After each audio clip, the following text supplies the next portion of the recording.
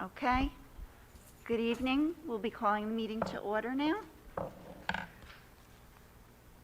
Pursuant to the New Jersey Open Public Meetings Act, NJSA 10-4-10, adequate notice of this meeting has been provided by advertising such notice in the Home News Tribune, the Asbury Park Press, the Board Office, the schools, and on Cablevision Channel 118 and Verizon Fios Channel 24, and by filing such notice with the Township Clerk. This meeting was scheduled for Tuesday, September 14th, 2021. The Board will take formal action on payment of bills and other agenda items. Mr. Mara? Thank you, Mr. Carroll. The Old Bridge Township Board of Education acknowledges that the law of this state establishes that members of the public, including members of the board, have the right to record public board meetings using audio or video recording devices, provided that that act of recording does not interfere with the business of this public board meeting. Therefore, the board makes it known that any such recording is to be considered the private recording of the individual and in no manner represents the official record of this board. The board therefore takes no responsibility for such private recording and completely disavows any future use. Thank you, Mr. Mara. Roll call, please. Ms. Burns, Ms. Burns said she would be late. Ms. Callie, Here. Mr. DePrima, Here. Mr. Dunn, Here. Ms. Ellis Foster, Here. Mr. Giordano, Here. Mr. Silikowski, Here. Mr. Weber, Here. Mr. Carroll. Here. Quorum exists. Okay. Can everyone please rise for the pledge? I pledge allegiance to the flag of the United States of America and to the republic for which it stands, one nation, under God, indivisible, with liberty and justice for all. Thank you. So, next week, will there be any yeah, okay. So, next week there will be, unfortunately, something there. Code of Ethics. Anybody want to read it? I'll do it. Ms. Kelly? Yeah. Okay. Okay. And it says TBD for the district goals. That will be filled in next week. Well, we'll vote on them. They'll be on the agenda next week. Okay. Approval of minutes. Did everybody have a chance to go over the minutes? And then we will have a report of the student representative of the board. Anthony Toronto will be here next week. And looks like we'll have some recognition. Mr. Cittadino? Great. And you will have a superintendent's report next week. Do you have anything to say tonight? Yes. Okay. Okay. Sorry.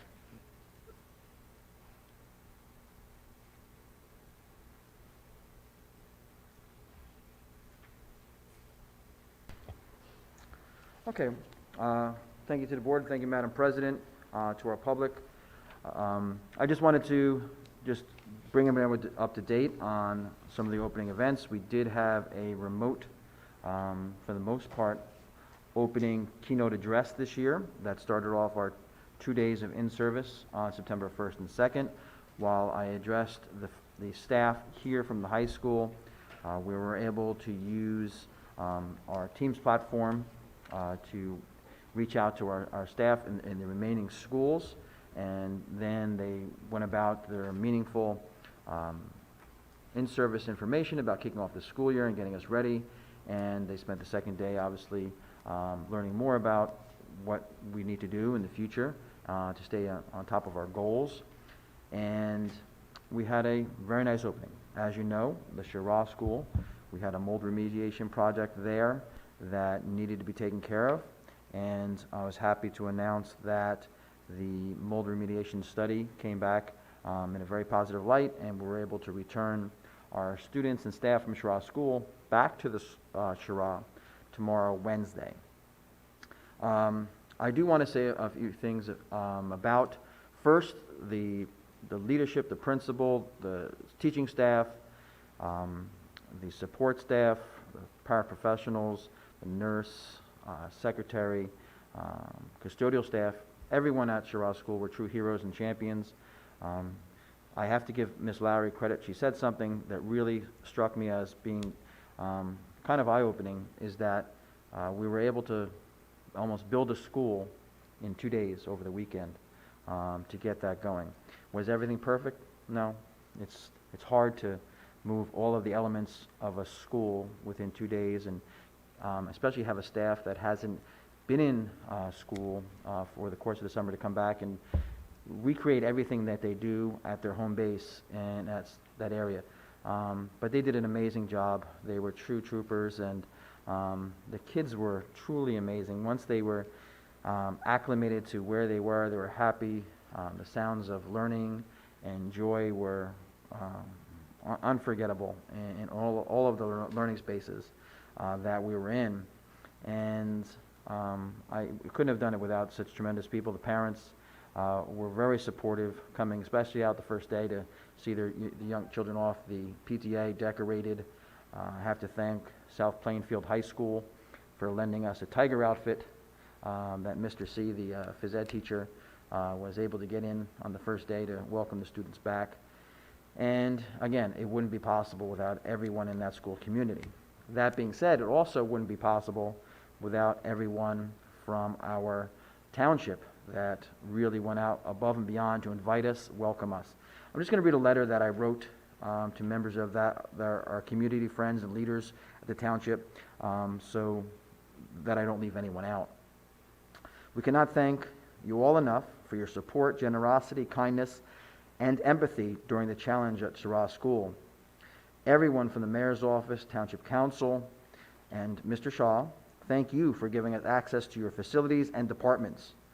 Your staff exemplified your leadership and proudly made our mission attainable. We are grateful to the Old Bridge Library Board, Mr. Kornblau, under the direction of Library Board President Mrs. Cannon. The library was a welcoming home away from home for our youngest learners and their teachers.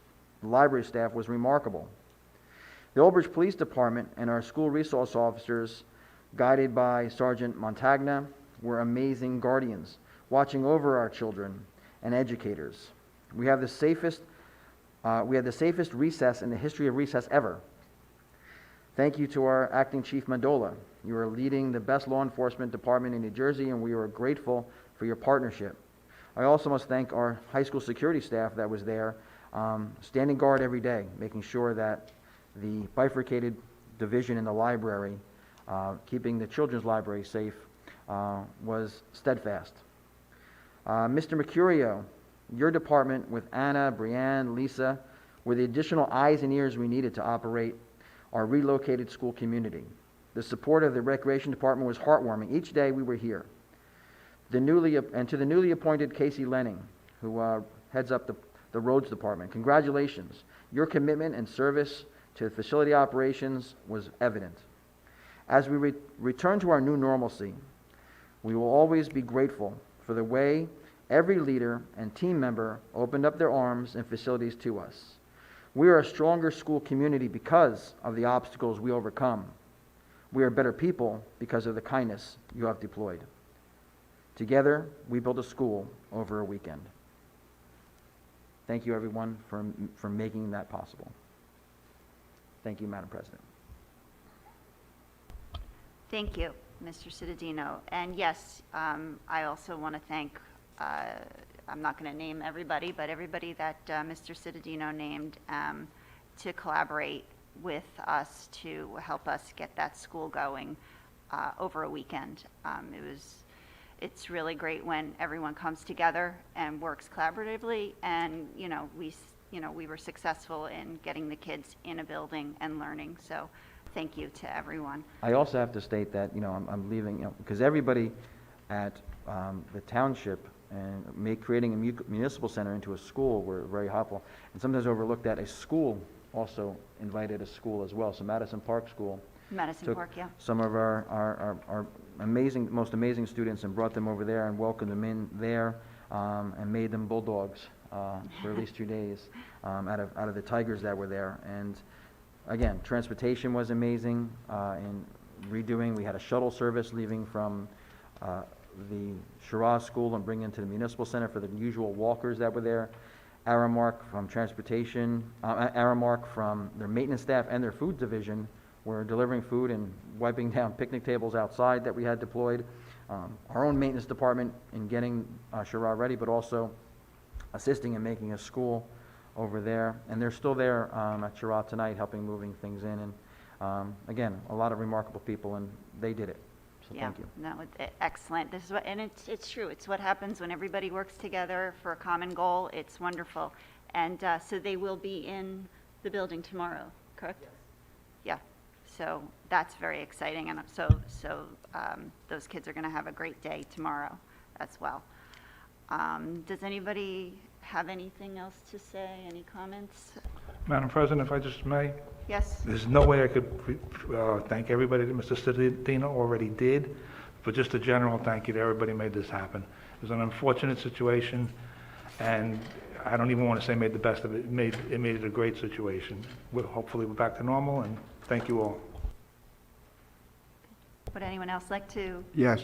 Yes, Mr. I stopped in a library later on today on library business, and I realized then, or I was told then by Alan, the director, that the second, first grade, and I believe kindergarten day were at the library. And one of the things that I picked up there, that for children who are going into kindergarten, going into any school for the first time, at least they were in a place that they were familiar with. Mm-hmm.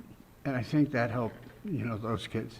The other thing is, I know we talked about all the wonderful things that were done, and I may have missed it, but I didn't hear the mayor's name, because as the head of the administrative team, he was also one of the main pillars of the project, was he not, Dave? Yes, he was the first person I mentioned. There's the mayor, everyone from the mayor's office. But Okay. Owen was tremendous throughout the entire process. He was out there with us, greeting the kids, doing a little recess duty with me today, and watching the kids go home at the end of the day as well. Yeah, I had seen him at the football game on Friday night, and I personally thanked him for, working together. And he, his response was, of course he's going to, help everybody. And, he was very, very positive about it. So that was really good. Would anyone else like to, does anybody else have anything to say? Any comments? Okay. So moving on, correspondence? No.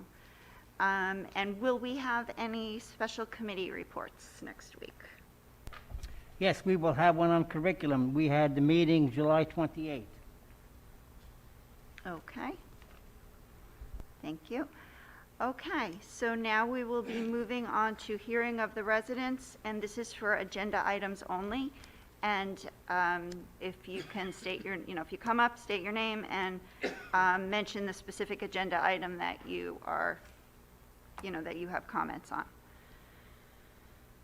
And seeing no one, do we have anything to read for agenda items? Okay. Okay, so I'm just waiting in case anybody gets up. No. Okay, we're going to close that portion of the meeting. And now moving on to policy, we have items to present for first reading. Does anybody have any questions or concerns for Mr. Parton on any of the policies? Yes, I do. Okay. For the employee vaccination requirements, many people have either medical or religious exemptions. So if you require them to test weekly, you would not be providing equal protection under the laws for those teachers, violating the 14th Amendment. Is that true? It is not. The Executive Order 253 gives two options for everybody, regardless of their medical, religious, or other protected status under the 14th Amendment, under the law against discrimination in New Jersey. So everybody is subject to either the vaccination requirement or the testing requirement. And at this point, under the structure of Order 253, everybody has the choice of which of those two options to take. But they don't. If they have a medical condition that they can't get the vaccine, then they have to be tested, whereas another person would not. That is correct. That does not offend the equal protection. There are two cases now. The one that was most recently turned away by the Supreme Court of the United States, holding that that does not violate the 14th Amendment protections. So that is where we stand legally right now. That kind of a vaccine or test protocol passes constitutional muster up to the United States Supreme Court at this point. Okay, thank you.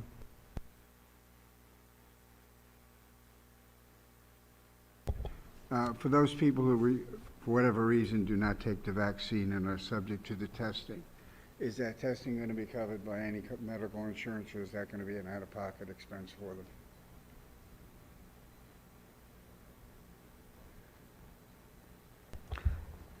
According to Executive Order 253, the expenses to be footed by the school district.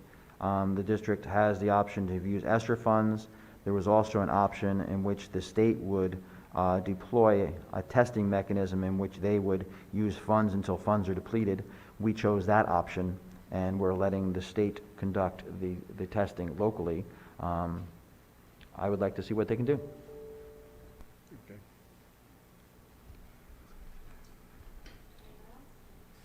Sorry. Anyone else on policy?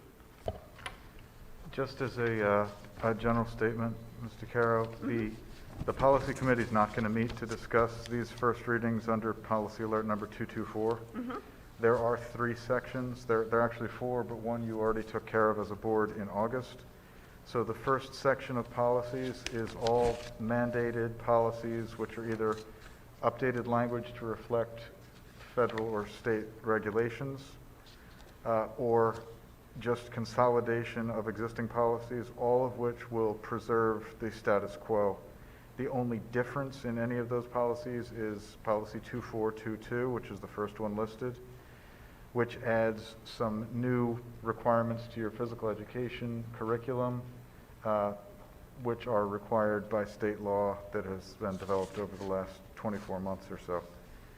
The second section is federal procurement and meal service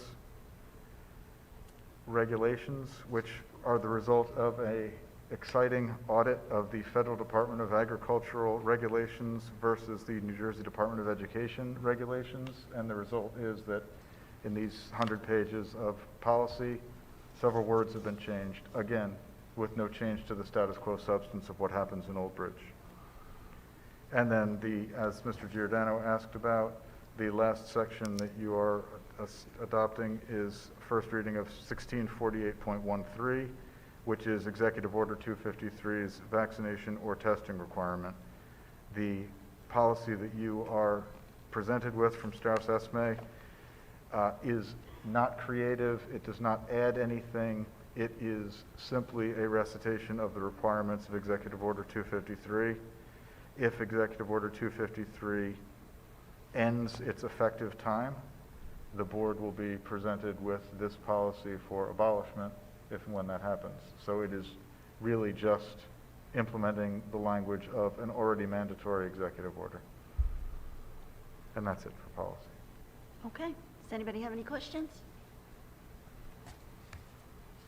Mr. Parton, so just real quick, the mask mandate, it's for in school and always in the school building, correct? Like for this Board of Ed meeting, there's a mask mandate.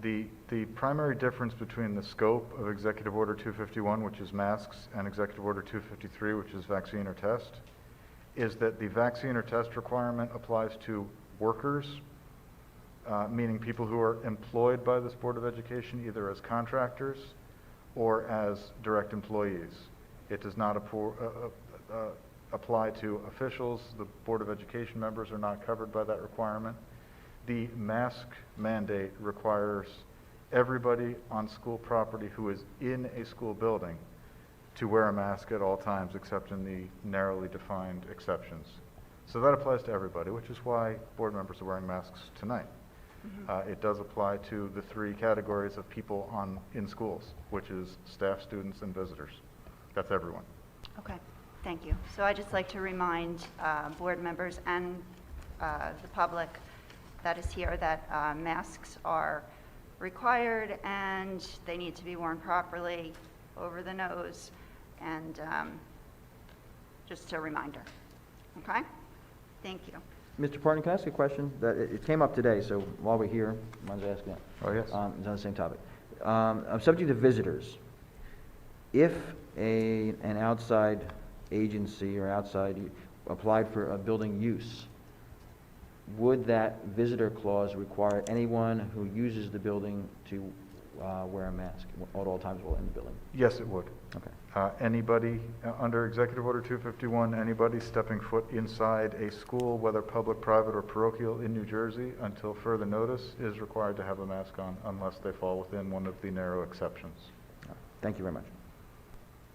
Toward that end, Mr. Parton, would it not be appropriate that all the groups that use the building sign an acknowledgement statement of that they know going in?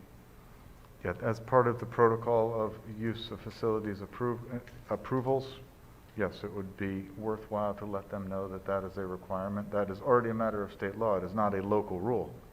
But yes, it would not hurt to underline that those requirements are in place at this time. Okay. And just for clarification, to this point, we've only approved agencies groups within our own township that are supported by recreation. So we have that shared agreement with them through our before and after care as well. So whatever rules we employ, they're imparting the same ones. Good. Thank you. And just to remind everyone, the proper wearing of mask is over your mouth and nose, not just over your mouth. Okay. Curriculum. Does anybody have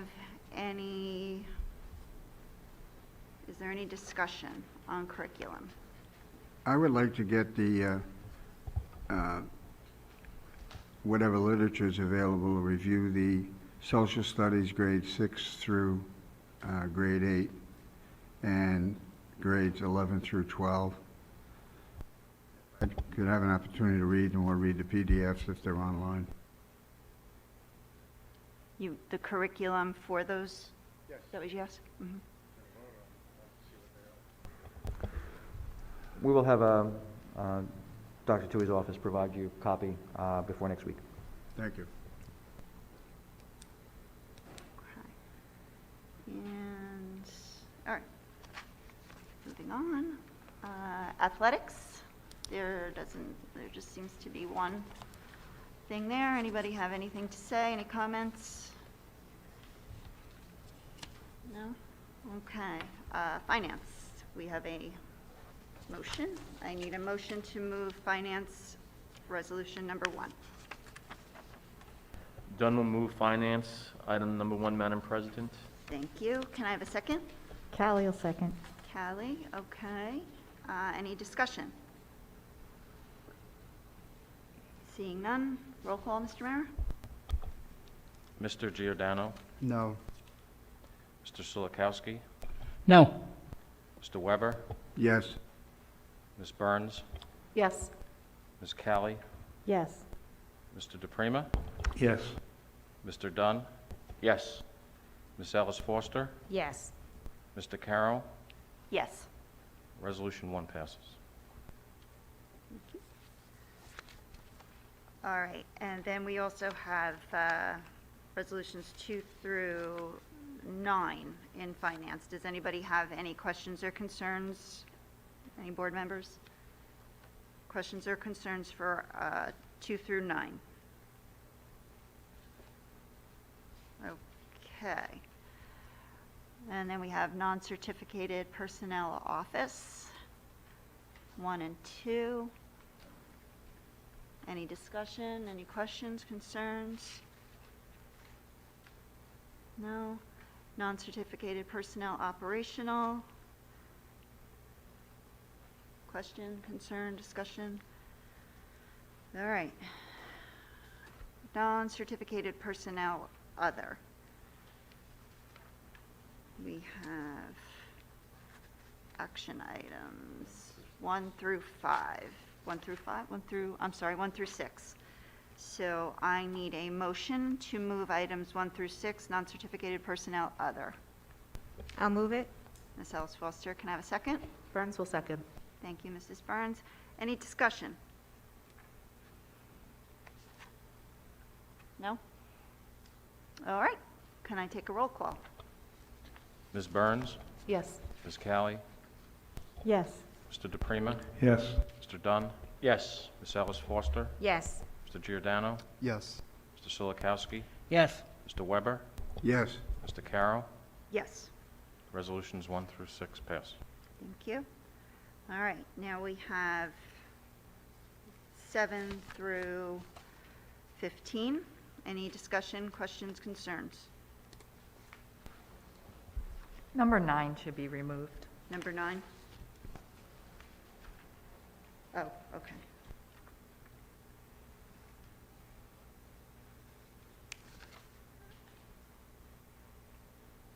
Okay, got it. All right, now we have onto certificated personnel. We have action items here, 1 through 4. Any discussion? I'm sorry, motion. Can I have a motion? Callie will move. Ms. Callie, can I have a second? I'll second. Ms. Ellis Foster, okay. Now, is there any discussion? Questions, concerns? Nope. Okay, roll call? Ms. Callie, Yes. Mr. DePrima, Yes. Mr. Dunn, Yes. Ms. Ellis Foster, Yes. Mr. Giordano, No for one, yes for the rest. Mr. Silikowski, Yes. Mr. Weber, Yes. Ms. Burns, Yes. Mr. Carroll. Yes. Resolutions 1 through 4 pass.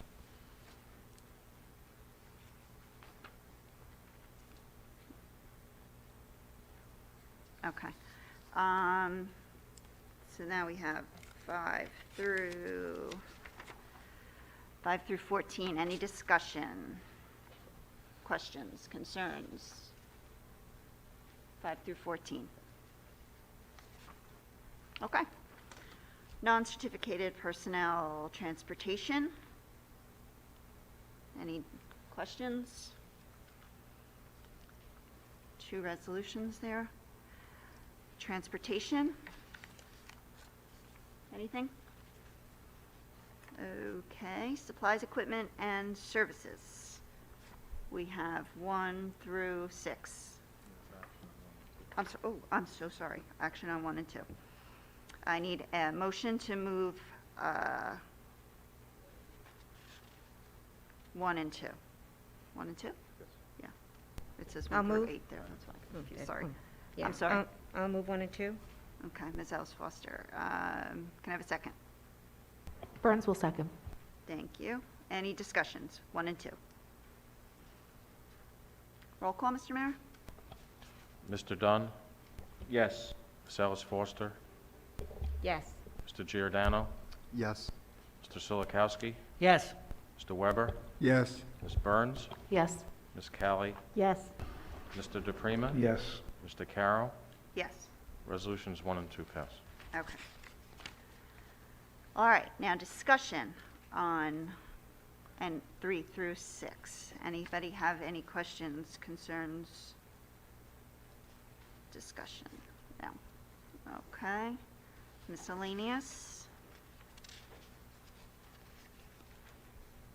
Are everybody, the correct attendees for all the meetings? Everybody's name is right? Okay. And we have board secretary and board business.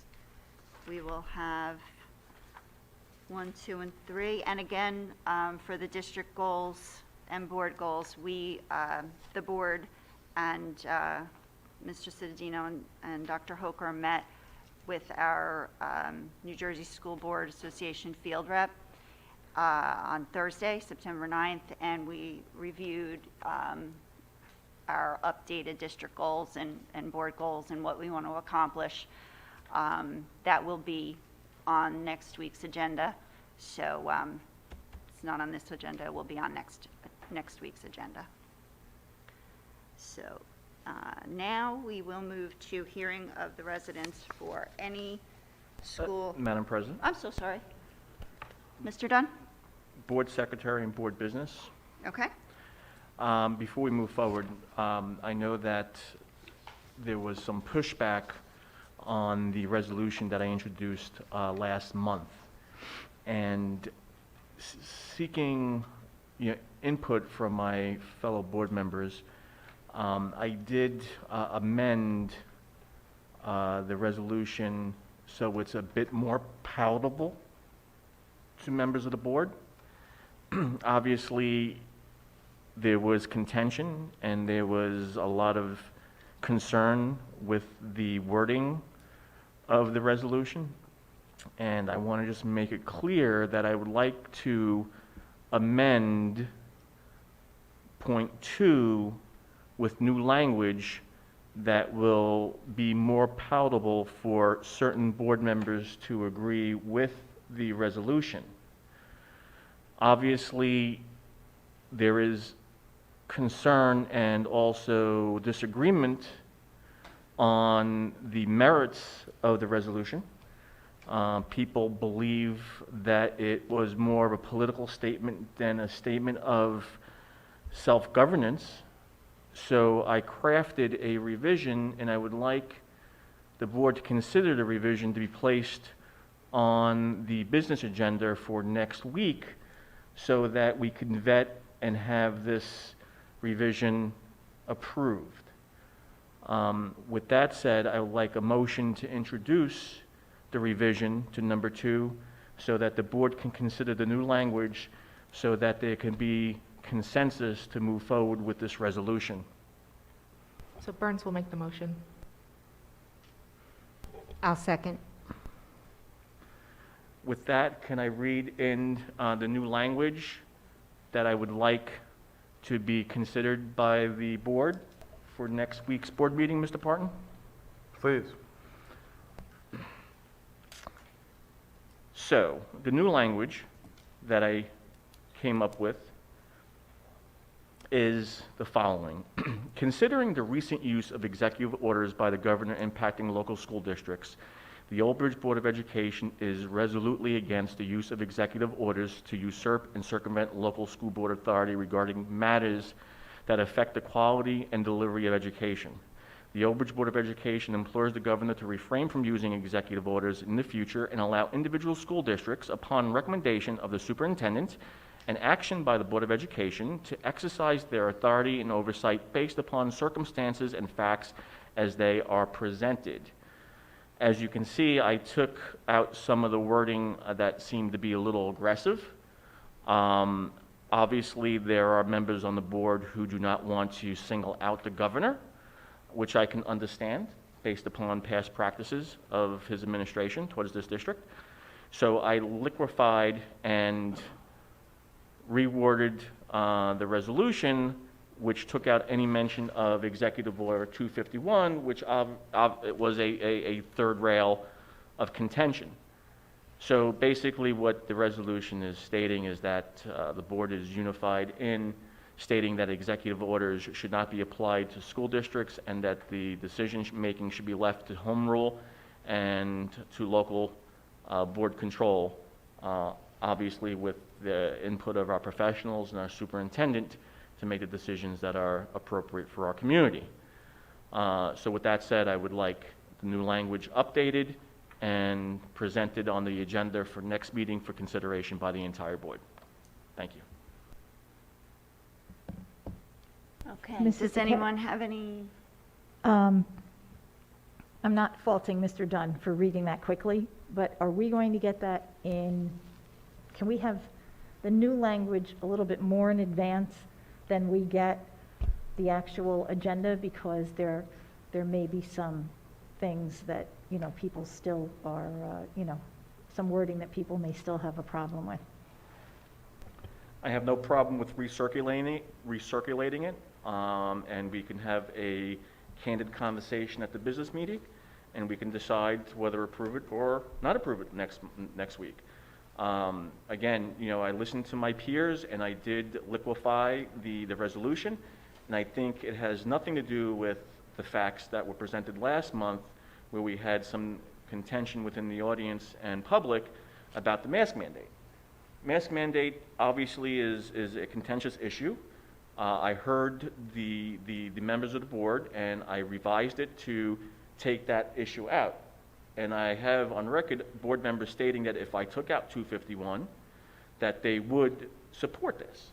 Now I've done that, and now I'm hoping that people will stay to their word and support this resolution. Again, you know what? We are an elected body by this public, and we have the obligation to do what's in the best interest of the students and taxpayers in Old Bridge. Obviously, we have our set of professionals who guide us accordingly, whether it's the superintendent, whether it's our board attorney and our administration, and we have the ability to make determinations based upon their input. So I will distribute this to give people adequate notice so they have time to digest and to craft a revision, but I heard many of my peers, and I crafted it where it wasn't aggressive, it wasn't a resolution that would be controversial. So at this point, if we do not have the support for it, then obviously there's more behind not agreeing with this resolution than the Mask 251 executive order. So I will distribute it. I can read it again so that everyone can hear it, and if we can move forward by putting it on the agenda, we can always change it again next week to move forward. So once again, considering the recent use of executive orders by the governor impacting local school districts, the Old Bridge Board of Education is resolutely against the use of executive orders to usurp and circumvent local school board authority regarding matters that affect the quality and delivery of education. The Old Bridge Board of Education implores the governor to refrain from using executive orders in the future and allow individual school districts, upon recommendation of the superintendent and action by the Board of Education, to exercise their authority and oversight based upon circumstances and facts as they are presented. So I have no problem with circulating it. I do have copies here now. If you'd like a copy, I'll give it to you. And I would like it moved forward to the agenda for the next business meeting so that it can be considered by the entire 9-member of the Board of Education of Old Bridge. Just procedurally, Mr. Dunn, if you have copies, hard copies, it would be better if you could hand those out to your fellow board members tonight rather than sending them by email, because we cannot get into a full board email discussion. As you know, there are legal problems with that. So if everybody can just get a hard copy from Mr. Dunn if you want it, then it will also appear on in the agenda packet on Friday. And as Mr. Dunn said, you'll discuss it next week, and it will be the board's decision of what to do with it at that point. Thank you, Mrs. Ms. DeCaro, just to be clear. Yes. I did have a problem with the way it was worded, but I never said I would support it. I said I would consider it if it were revised. And I just do have one question, because we all know that this resolution carries no weight. It changes nothing. It's toothless. So I'm just wondering, why now? I mean, we're a public school system. We're governed by state laws and mandates. We're told how many days to go to school. We're told how many hours to go to school. We're consistently at the mercy of the state and federal departments of education, changing testing policies, et cetera. I mean, if anybody remembers Park and that debacle. And we've all heard many times that we're going through severe state aid cuts. So I'm just like, why this resolution now? I don't understand what makes this different. Most of the board members up here, as a matter of fact, all of them, I believe, maybe except for one, were on the board when the town council wanted to change the Board of Ed election to April, which in essence was going to give them control of our budget, which is one of the most important things that we do as a Board of Education, in addition to educating the children, is to be fiscally responsible. Our budgets are always fiscally responsible. We never go outside the, the parameters, yet there were people on this board that didn't want to fight that, didn't want to put any energy into fighting that. To me, that was a more important fight than executive orders, whether you agree with them or not, are being issued to try to bring a global pandemic under control. Again, I don't think I'm the only one of that opinion. Back then, that fight was more important. And there were people who just didn't want to fight it. Don't bother. So I just don't understand why we're spending so much time on that mattered. Our voices were heard, and the election wasn't moved. An agreement was made. Mm-hmm. This, it says, maybe how we stand, but again, as we've been told, Mr. Parton said this is a toothless resolution. So I don't understand why we're spending so much time on this, especially in light of what happened several years ago. May I have I the agree. opportunity? I actually agree with you, Ms. Cowley. I think that this resolution, it was originally, let's face it, it was originally regarding masks. And the question that I have for Mr. Parton, actually, so we've had a lot of executive orders, or we've had a lot of executive orders come down due to COVID. There have been other executive orders, correct? Yes. Okay. Governor Murphy's, I believe we're at 255 Mm-hmm. right now, which means that's how many he's produced. The first exec order on COVID, I think, was 103. So there have been executive orders on different issues on flags at half-staff for lifeguards recently. Mm-hmm. But there have been a lot of executive orders on the global pandemic, certainly. Mm-hmm. But there have been a lot of others, too. Right. So, that is also my question, Ms. Cowley, is why now? Again, we have an executive order. We can't, it's a toothless resolution. We still have to abide by the law, and I don't understand it quite either. Would any other board member, does any other board member have any comments? Well, then, by that argument, we shouldn't be If voting you on can this pick your policy. mask up, Mr. Giordano, when you're speaking, we all have the ability to do it. I'm speaking and I'm We drinking all water. have the ability I'm to do drinking it. water. You can't speak and drink water at the same time. Well, the people need to hear me. So and- put okay, your okay, mask first up. of all, everyone went to the Lombardi game last Friday, whoever went, and it was packed. There were no masks, no fear-mongering, no forced vaccinations. So the fact that we have to wear masks inside is insane, and every other institution has moved on. So anyway, so with the policies, that means we shouldn't be voting on the policies because it's a toothless resolution since the state already requires those policies. And when it comes to the elections being changed, we did have a fight. We did have 800 signatures, and we were able to change the township's mind. So we didn't have to fight that as a board because it wasn't in effect. These executive orders have been in effect for months, and it's time to move on. We have the medicine, we have the therapeutics, and we shouldn't be dragging this on any longer. And I just think we should have our voices heard and not just comply.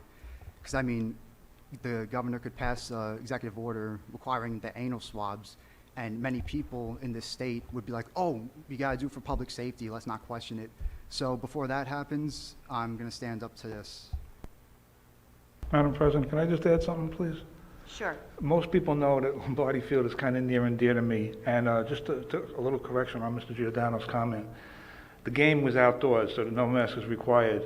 The concession stand is indoors, and everybody that worked in the concession stand amidst the oven on, the boiler, the flat top, the grills, everything on, 200-degree heat, and everybody had a mask on because it was indoors, and everybody Correct. did abide by it, including myself. Correct. Does anyone else have anything to say? Yes. Mr. Weber? A little history about the funding. The law changed in 2011, and the law prior to that was that the board would work out and hammer out a budget, and the budgets ran as much as 3 or 4% when the need was there. And because it's a big ticket item, every resident of this town, whether they live in an apartment, they own their own property, their house is rented, pay taxes one way or another. They pay it through the landlord who pays it for people in apartments and through the owner of the house. So even though they don't have children in school, there are 47,000 registered voters in this town. Now, prior to that law changing, something else changed. The state put together a package which basically said that senior citizens who qualified, if they, and I believe the rule is they had to live in the state 10 years and they had to live in their Old Bridge residence 3 years. And if they met the financial qualifications, which I believe now is $85,000 a year for a couple, they would get taxed by the township, but then they would get reimbursed by the state. Now, that made a dramatic difference in the way people voted. For example, Cheesequake Village is an example. There were about close to between 700 and 800 voters registered there.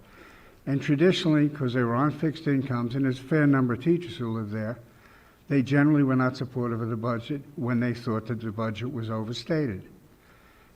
Now, I believe the NEA was active in getting this done as well because it takes some pressure off them. So you limited the pool of voters, which the caveat was they gave you the 2% cap and said you have to live within your means. Well, obviously, we're paying $15 million back to the state, which is really at the end of the paying it out is going to be $50 million, and we're getting 2% income, which should offset it, but it's really not going to offset it because it's there to take care of monetary increases in the cost of living from the previous year.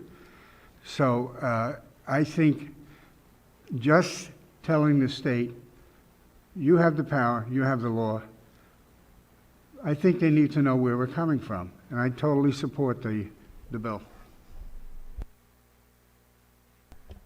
Madam President? I just wanted to say, when this first came up, that I had more hesitation than I do now. I do still have some. I see this as an opportunity to say, not just to this governor, but to future governors too, think carefully about what executive orders you would like to give to us. So if we single out a governor, I don't really think that that's fair to our future. That doesn't speak further enough. Does that make sense? Madam President, can I respond? Sure. So if we're fearful of retaliation from a state body, then obviously we're capitulating and we're not standing up for what we believe in. And if the founders of this country gave in to King Henry and to Britain, then we wouldn't be a nation. I'm not about to roll over and capitulate. I'm not going to worry about what someone thinks of us in Trenton and he's going to take our state aid. That's not principled. And when you believe in principle and you believe in the self-governance that we have as an autonomous body, then we should fight for what we believe. And I believe in the fact that we are being pressured to do things that are within our realm of responsibility, and we as a collective group should have that ability. I'm not standing for or against the mask mandate. I'm not making this a political statement. But there are people here who are telling me that I'm making a political statement. I'm not making a political statement. The only person up here who is running for a different office under a Democratic ticket is the president herself. Politics does not belong on the Board of Education. So when I'm being told I'm making this political, I'm not a political person. I'm not part of her party. I stand for the kids and I do what's in best for the community, and I've proven that. So I'm a principled person. I believe in the facts, and I feel that I'm not going to be pressured to not present this resolution, because if we do that, then obviously we're giving up our abilities as Americans to do the right thing and fight for what we believe in, and I'm not about to do that. So if this Board of Education wants to table this again and not move forward, it's your choice. I'm not making this political. And that's why I've made the revisions to it based upon some of the concerns that my fellow board members had, and I'm going to stand firm and ask my fellow board members to move forward with it. Now, obviously, there's 9 of us. If 5 say no, then we will not do that. But I'm not going to back down. I'm principled. I'm going to continue fighting for what I believe in. And this Board of Education, I'm dedicated to. I've fought over 11 years to do the right thing for this body. I've been here for ups and downs. I've been here through a lot of difficult times. And I'm not going to concede or abdicate my responsibility as a board member. I've been here. I fought for full-day kindergarten. I had to twist arms to get that passed. I believe in the educational enrichment of our children. I believe in fair and equitable education for all our children, whether you're a special needs child up to an honors roll student. So I'm here for the betterment of this district, and I'm making this political. So it's up to the board what they want to do. If they want to table it, that's their prerogative, but I'm principled, and I'm not going to back down. Thank you. Mr. Dondo, per what Mrs. Burns said about extending it to future governors, would you be open to that? I just want to make sure her thing is addressed, because I think it was a relevant Ms. question. Ellis Forster, I would have a definite, I would consider it, of course. You know, I've considered revisions that many of you have made and given me, and I will continue that. Okay. But I believe that we need to take a stand and make it known that, you know, we, the Old Bridge Board of Education, do not appreciate all these executive orders that are usurping and circumventing our authority. And unfortunately, you know, it's going to continue until people stand up. Because when people stand up and say, hey, I have enough, then maybe they'll consult and they'll make a little bit more of an effort to understand what the will of the people are. And again, like I said, I'm not making this political. It's not a political statement. And it's just principle to me, and to make sure that we as a governing body have our rights and have our abilities to govern ourselves and determine what's best for our children. I just wanted to clarify that special needs students can be honor students and honor roll students, just so everybody knows. Ms. Burns, I understand that very well. You know, my daughter was a special needs student here. She started in this district when she was 2 years old at Carpenter School under the stewardship of Principal Phillips, and she was not talking. And my daughter now is in college based upon the education she received here. So if I misspoke, I do apologize. I'm one of the biggest advocates for the special needs program here, and I will continue to do that. So I appreciate you correcting the record. Yes, special needs students can be A students. They could be going to Harvard. They have the abilities to do anything as long as we provide the fair and equitable opportunity for every student. That's the key. Yeah. So I think we're getting much broader than the intent of this. So I do want to try to focus on that, because we went all over the place on this, which I don't think was necessarily the intent, nor should we be focusing on some of those things. But I do appreciate, Mr. Dunn, thank you, because I did give you some suggestions, and I did say if certain language was changed, I would be supportive. And I do agree with Mrs. Burns on that. If we, want to talk about it and say this governor and future governors, make it that broader statement that that you want to say. I mean, we can go into the, impact of resolutions if they do. I agree. Sometimes I don't know if anybody reads them. But I did make that statement. I appreciate some of the changes you made on it. My whole goal was how can we start working better together? And, we've seen certain things where we can start to do that, and I think that's really what we need to do. Just out of fairness, I do also, just to clarify, that there are 2 other people on this board who have also run for public office. So calling out one individual, I don't think is fair. But I really am hoping we can get away from kind of that tone and tenure. And because, as I did state, and I gave my word, and some of my language was used, which I appreciate, and I appreciate that, Mr. Don, I will support moving forward with this.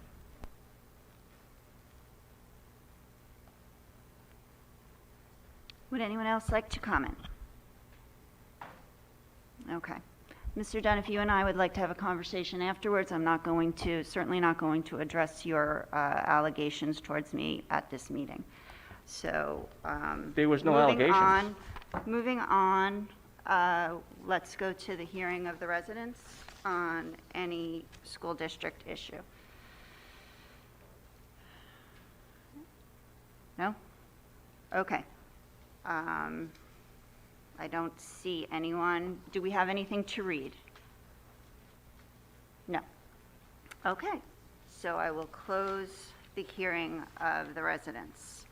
Do we have any old business?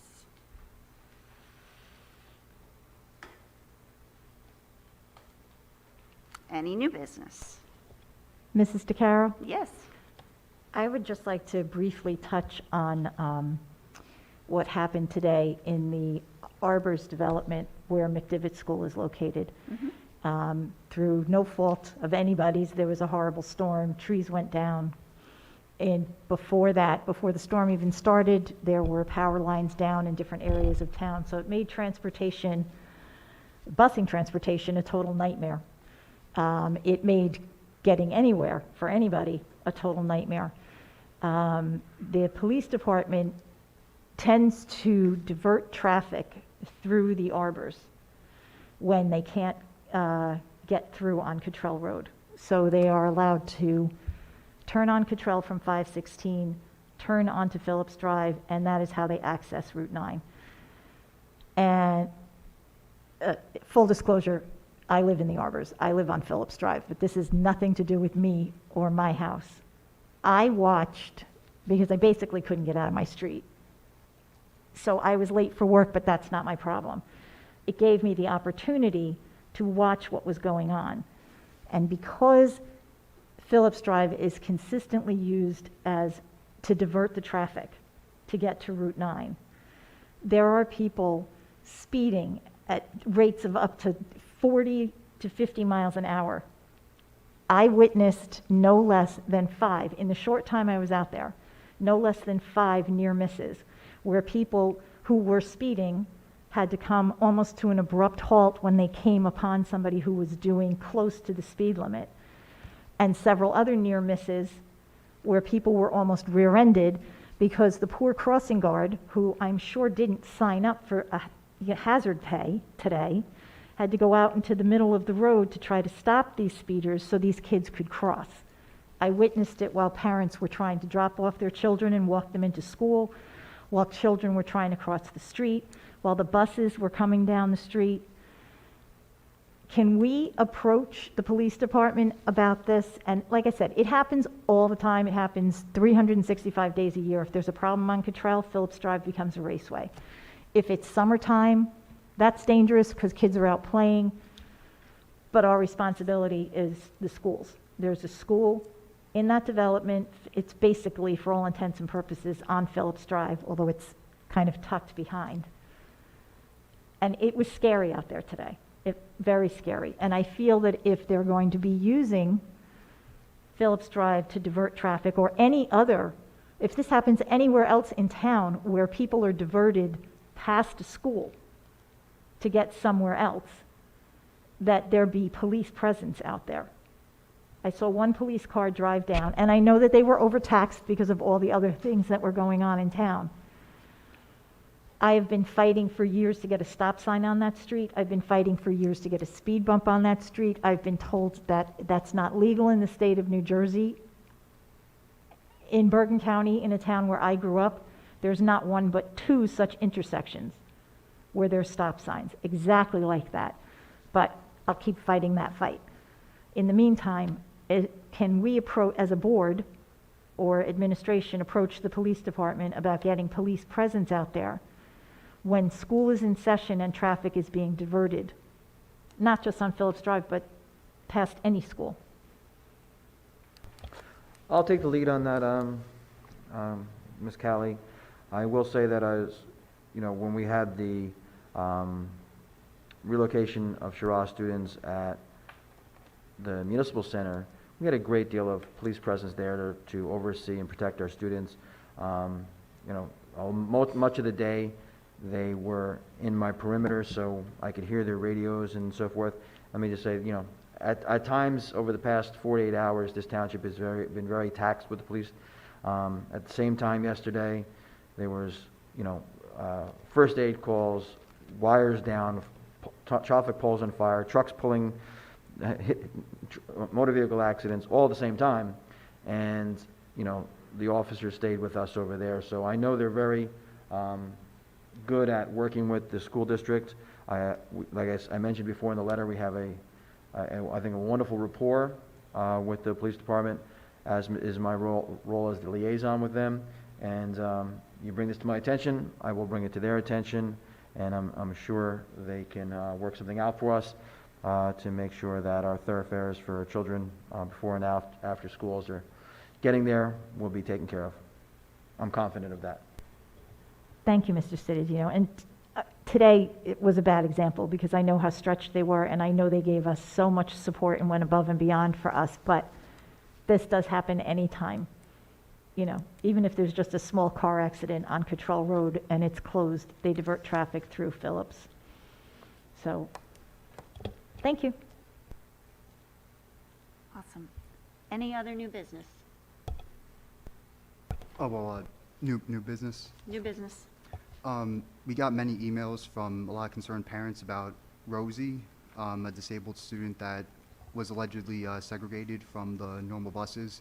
And I was wondering when we as a board and administration were going to discuss that. I believe we have Mr. Barton. Go ahead. Yeah, as far as the public update on that, the issue has been resolved between the administration and the parents, but there is a great deal of confidentiality considerations. We will be going into executive session tonight, and the board will be fully briefed on that shortly. Thank you. Any other new business? No, if I can, just two quick things. Mr. Giordano talked about the football game, which was outside. It was a great event. I've had so many people at that explain how nice it was to get back to normalcy. It was a great event, reminding the kind of community we are, so it was just wonderful to see everybody there. Like Mrs. Kelly, I saw the mayor and Mr. McCurry, and I did thank them for their assistance. So, hopefully we can continue to concentrate on those positive things. I would also like to, I know Mr. Citadino thanked so many people, so again, I don't want to thank those people, but I do want to then also make sure to thank Mr. Citadino, Dr. Hoker, Mr. Mera, Dr. Tui, the whole administration, our facilities, just the work that they did, that they don't always get the recognition, so I'd like to thank them. Thank you. Anybody else? Madam President? Mm-hmm. Yes. Thank you. So I just want to sincerely thank the administration for doing an outstanding job with dealing with the situation at Shiraz School. Obviously, there were a lot of disappointed parents and staff when they heard that the school wouldn't be open in time for the school year. I can tell you unequivocally that dealing with mold is a very difficult situation. And I happened to be in the building once or maybe twice because of fire alarm activations when they were cleaning the building. And I can tell you that the company IRS was using the utmost care to deal with the situation. They were very thorough. They were doing a lot of work to try to get that building open. And a lot of people want to know why we had an issue with mold in the building. And you know what? The facilities here in Old Bridge they're old, and they need attention, and the Board of Education will be hopefully addressing the needs of this district going forward facility-wise. Mold grows because of different temperatures in the building, humidity levels cause it, and what happens is it just grows and it spreads like wildfire. And this is not the first time we've had problems with mold in our buildings, and we've spent a tremendous amount of money trying to combat and deal with this.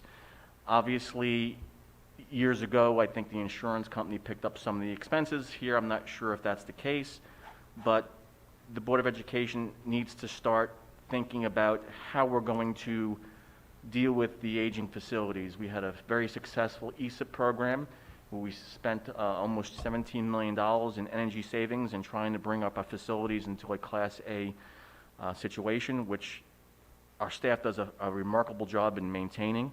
But it's known that our buildings were built by the developers who constructed Saywood South, Southwood, Central Park. These buildings were not built to educational standards. So the board has to start really thinking and strategic planning, and I know that we've had conversations about it on how we're going to approach it. And as the chairman of the Buildings and Grounds Committee, we are going to have a couple meetings coming in the near future. I will speak with the administration and get those going. But it is very difficult to deal with mold. And I know people are disappointed, but again, I gotta just state that the professionalism and the work ethic of IRS and what they did to get things done. I know that our staff was remarkable. Dave Cedadino and Joe Mara and Kathy Hoker, everyone were involved. And again, you know what? They worked over weekends. We brought extra people in. And, thankfully, the air laboratory reports came back good, where the mold has been eradicated. And let's hope that the atmospheric conditions in the building are addressed so that we don't have a reoccurrence. But I want to sincerely thank everyone because it was top priority. I saw emails, I was kept in the loop, I knew what was going on, and we have some outstanding, extraordinary professionals that work for this district, and we're very blessed to have them. So with that said, Shiraz students, Shiraz, my son's elementary school, it's a great facility. Principal Lowry is a fantastic principal, and I'm glad to hear that everything went smoothly at the municipal center. It just shows that this district's character and what we stand for, and we stand for each other, working as a community to do what's right for our children. So with that said, David, Dr. Hoker, and Mr. Mara, thank you, for all your hard work in making sure that Shiraz School will be opening tomorrow. Thank you. Would anyone else like to speak? Madam President? Yes. First, I want to apologize to my colleagues and to the administration for being late and reiterate everything that everyone has said regarding thank you to the Transportation Department and all the work that was done yesterday and the craziness that had happened, and to also making sure that our Shiraz students were able to continue their education and fix the school as soon as you did. So thank you for that, and I look forward to the next meeting. Okay, thank you, Mrs. Burns. Anyone else? Yes? I just want to remind everyone, and I think, it goes without saying that people who work in their classrooms, people who work in their schools do heroic work, especially as we're facing this, what I'm hoping is the tail end of a pandemic. But a lot of work is being done, and our staff is following guidelines from the Department of Health, from the governor's office, whoever wants to throw them at us. We have no choice but to follow these. And I'm just getting a lot of information that, our school staff who are doing their job, contact tracing, reaching out to the Department of Health, and then reporting that information back to parents. So again, parents don't want to hear that their child has to quarantine. I get it. It happened in my household in the past 24 hours. I understand. But we can't take our anger and frustration out on the nurses in our schools and start yelling at them because of them doing their job and following. They didn't wake up and say, hey, this is what I'm going to do today to mess up someone's day. They're dealt with the hand that they get each day, and the hand changes every day. And they come to work working hard, and every day they're working even later. This is the hardest work, I promise you, that they have ever done, and it's thankless. And we want to see an end in sight as fast as anyone else, and I just don't see it coming. So we have to stick together, work hard, and don't abuse the people that are here to help you and your kids. Thank you very much. Dr. Hooker, do you want to just touch on some of the open house information coming up? So you'll be receiving notification that we are going to host the open houses in each location virtually this year. The high school will be hosted on September 22nd. The elementary is September 29th, and the middle schools originally had 2 dates because they needed to separate the grade levels. However, they will be hosting their open house on September 23rd. That information will be followed up through the building administration. They will be providing links so that the parents will be able to access the teachers according to the schedule provided, and the teachers will be presenting from location live. Thank you. Thank you, Dr. Hooker. Yeah. Mr. Mayor? Yeah, Mr. Carr, just in terms of the Shiraz situation with mold, I just would like to acknowledge the role that Mr. Ernest Dracomi, our facilities manager, played in that entire operation. He was the point person. He dealt with the professionals. He dealt with the cleaning company that took care of the entire situation. And I just didn't want to miss his role in that whole situation and the cleanup of it. Absolutely. Thank you. Thank you. So many people involved to make all that happen. Thank you. Does anybody else have anything that they want to say before we adjourn to, I believe, executive session? Yes, you do have exec session. Anything else? Okay. We are going to adjourn to executive session. Mr. Parton? Yes, you need a motion for executive session for attorney-client privilege and negotiations. And just for clarification to the public, the board will not be back out. We will adjourn after that is over. Okay. Can I have a motion, please? Mr. Weber, can I have a second? Burns will second. Burns, Mrs. Burns, okay. All in favor? All in favor? I'm sorry. Opposed? I can't- Abstentions? We're going into an executive session at 8:43. Thank you, and we will not be back. Thank you, everyone, for coming.